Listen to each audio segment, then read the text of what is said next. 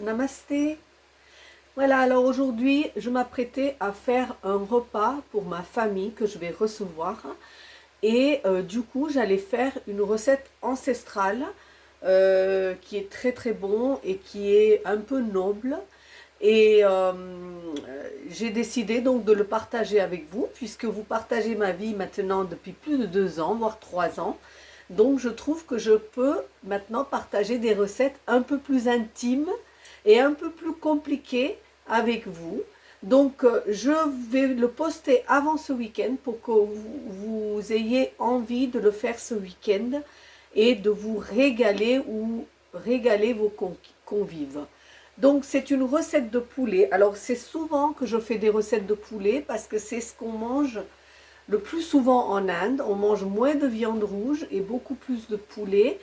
Mais bon, c'est une recette noble, donc vous verrez que le poulet va très bien passer.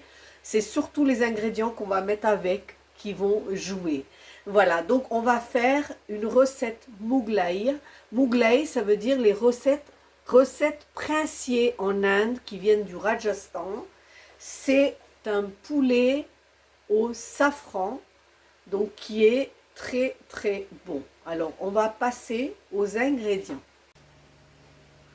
Donc en tout premier, pour ce mourg safrani, mourg ça veut dire poulet, safrani safran, le mourg safrani, donc on va déjà avoir le mourg. Le mourg c'est le poulet. Donc là aujourd'hui je ne fais pas la recette pour 2 personnes vu que je vous ai dit que c'était pour mes convives. Donc là il y a 1 kg de poulet coupé en petits morceaux. Donc il y a les cuisses, le blanc, il y a le tout. C'est un beau poulet, donc il faisait plutôt 2 kilos. Il faut compter à peu près 2 kilos pour une dizaine de personnes, que j'ai coupé en petits morceaux. Alors je l'ai préparé à l'avance parce qu'il a besoin d'être mariné la veille. Donc ce poulet a été découpé et mariné et je vous expliquerai avec quoi tout à l'heure. Voilà.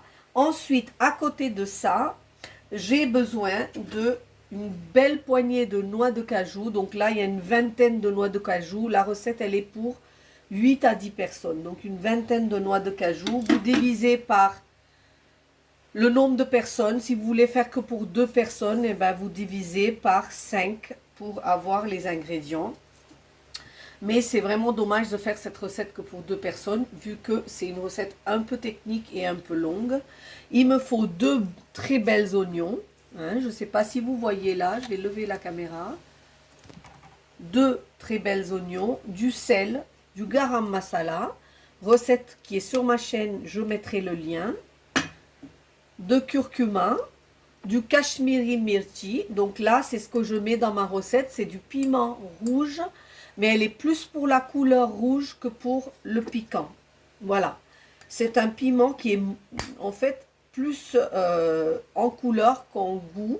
Donc, vous pouvez faire l'équivalent avec le piment d'Espelette ici, parce que c'est pas très fort. La pâte de gingembre et d'ail. Je mettrai les quantités dans les ingrédients. Un yaourt nature. De l'eau de rose. Donc voilà, on commence à entamer les ingrédients un peu plus nobles. Donc dans cette recette, on met l'eau de rose. Si vous n'avez pas ça, c'est pas grave, mais si vous l'avez, c'est l'idéal. Et évidemment, le safran. Le safran qui est très très cher. Mais voilà, c'est pour nos invités. Donc on va faire l'effort de mettre du safran que j'ai dilué dans l'eau pour qu'il diffuse au maximum pour ensuite le mettre dans ma sauce. Et l'huile de cuisson et le coriandre ciselé. Voilà ce qu'il me faut pour mes ingrédients. Maintenant, on va passer à la recette. Alors, première étape de ma recette, j'ai découpé mon poulet comme je vous l'ai dit. J'ai pris un yaourt nature que j'ai battu. Dedans, j'ai mis du sel, du curcuma, et le kashmiri mirchi ou alors pour vous le piment d'Espelette. J'ai mélangé le tout et ensuite j'ai macéré mon poulet dedans pendant toute une nuit. Donc ça a l'avantage que le goût se diffuse et le poulet devient beaucoup plus tendre, il dégage tout son eau et il est beaucoup plus moelleux. Ça, c'est la première étape de ma recette. La deuxième étape, j'ai coupé mes oignons en lamelles et je les ai frits. Et maintenant, je vais cuisiner de toute manière dans cette huile de cuisson des oignons. Donc, j'ai frit ces oignons, regardez. Je vais égoutter l'huile et je vais mettre les oignons à part pour que je puisse avoir l'huile ensuite pour cuisiner. Donc ça, c'est des deux choses que j'ai fait préalablement. Voilà, donc maintenant mon huile est disponible pour la cuisson. Donc je vais mettre l'équivalent de 2 cuillères à soupe dans ma gamelle. Si vous avez un tagine ou si vous avez une gamelle en fonte, c'est très adapté à cette recette.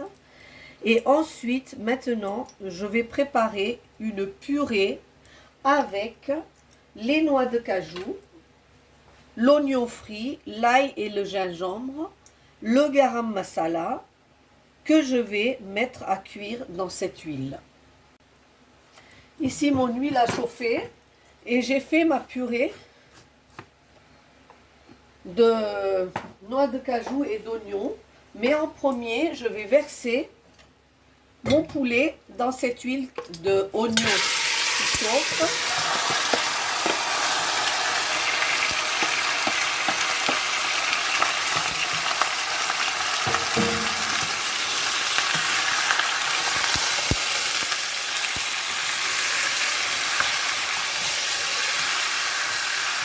Et là, tout de suite, je vais mettre cette purée à l'intérieur de mon poulet, puisque c'est une recette à l'étouffer.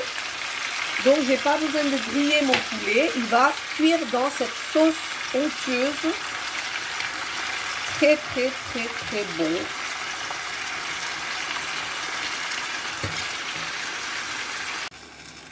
Voilà, donc j'ai versé ma crème, donc mon mélange sur le poulet que je vais enrober de ce mélange. Je me suis permis de mettre à peu près 3-4 cuillères à soupe d'eau dans mon mixeur pour récupérer ce qui restait. Ça a fait que, bon, bah voilà, c'est pas liquide, mais c'est un peu plus malléable. Donc, une fois que j'ai mélangé ça, je prends mon eau avec les pistils de safran que je verse dans cette gamelle.